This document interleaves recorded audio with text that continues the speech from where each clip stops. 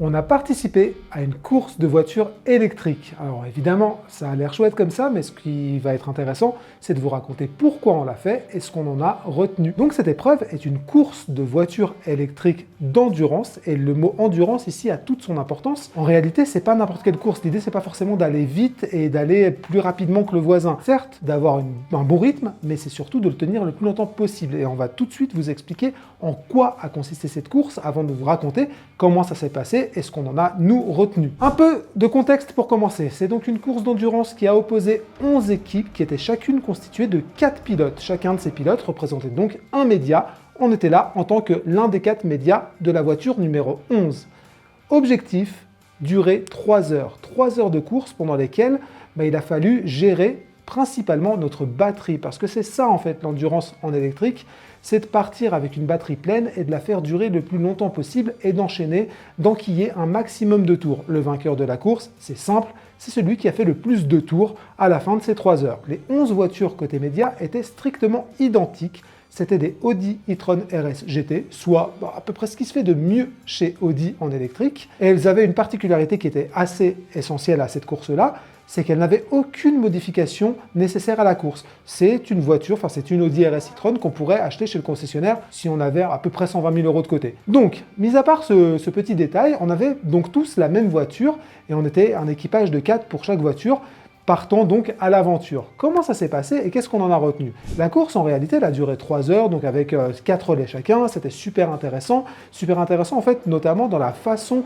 d'appréhender cette conduite qui a absolument rien à voir avec une conduite sur circuit classique. Là, sur une course d'endurance, l'idée n'est pas nécessairement de chercher la pointe de vitesse ou le meilleur temps autour. Non, pas du tout. Là, notre objectif à nous, c'était de ne pas dépasser un certain niveau de consommation. On s'était fixé comme objectif de ne pas dépasser les 30 à 32 kWh au 100 km.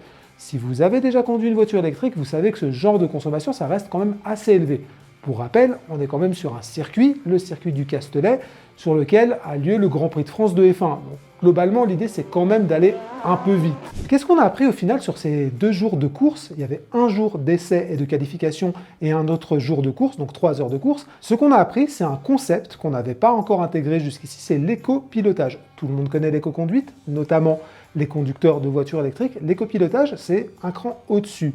Mais c'est aussi une manière différente de voir la course électrique, et c'est ça qui fait le sel de cette course-là, c'est ça qui fait son unicité. Globalement, la course en électrique, en fait, elle a quelque chose d'assez particulier, dans la mesure où, quelque part, elle est frustrante, elle est un petit peu paradoxale. On a une voiture qui a 650 chevaux sous le capot, mais c'est une puissance dont on ne va jamais vraiment profiter complètement. On sent l'accélération, ça, il n'y a aucun problème. On est propulsé dans son siège dès qu'on touche à la pédale d'accélérateur. Ça part tout seul, c'est génial. Mais à côté de ça, on ne peut pas trop en abuser parce que concrètement, c'est la batterie qui va fondre immédiatement. Partez du principe que vous êtes sur l'autoroute en permanence, vous ne pouvez pas rouler à 130, 150, 160 et au-delà sans avoir de la perte de batterie. Et là, c'est clairement ce qu'on a essayé de préserver. Notre batterie au maximum et de faire en sorte que ça dure le plus longtemps possible. Donc l'éco-pilotage, en quoi ça consiste? Ça consiste tout simplement à prendre un maximum de vitesse sans dépasser des consommations stratosphériques en électrique et ensuite à tenir au maximum avec le filet de puissance qu'on a injecté dans la voiture. Globalement, sur un circuit comme celui du Castellet, c'est de profiter au maximum des lignes droites et de faire un maximum de virages, un maximum d'enchaînement de virages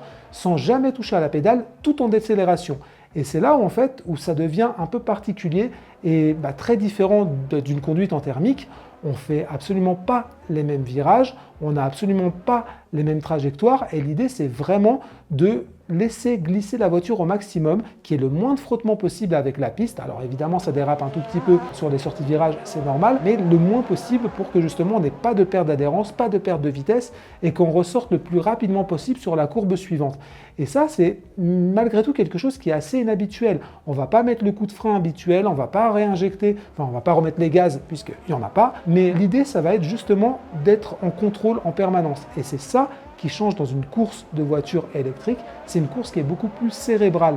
On est dans la gestion en permanence, on réfléchit, on a toujours le regard tourné vers sa consommation. En fait, l'entrée de virage, la sortie de virage, c'est quelque chose qui va être primordial. On va vraiment faire attention à sa trajectoire plus qu'à toute autre chose. Et finalement, c'est une course qui est certes plus cérébrale, mais qui met dans un état de tension qui est assez proche de celui d'une course classique où la vitesse va entrer beaucoup plus en jeu. Comment ça s'est passé cette course pour nous? Alors, au départ, on va dire pas trop bien dans la mesure où on est parti avec le 16e temps sur les 21 voitures qui étaient parties en qualification. Donc 16e, c'est pas évident pour repartir. Malgré tout, notre stratégie de course a été justement de respecter la consommation à la lettre. On s'est fixé comme objectif de rester le plus près possible des 30 kWh.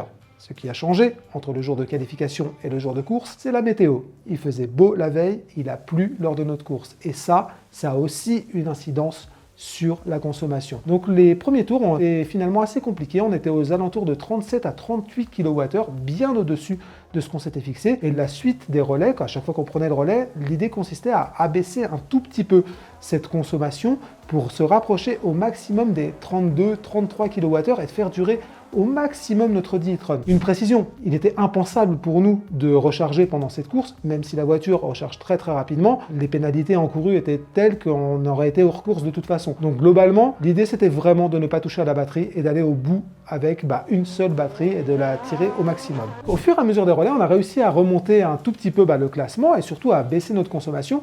Et finalement, ce qui s'est passé, c'est que sur la fin de course, quand certaines autres écuries commençaient à rentrer dans le rouge, nous on était dans le orange, on va dire, on était un peu plus à l'aise au niveau consommation et on a pu maintenir notre vitesse qui était d'environ 110 km/h en moyenne sur chaque tour. On a pu la maintenir plus longtemps et donc forcément réussir à reprendre des tours à la fin et surtout des positions à la fin.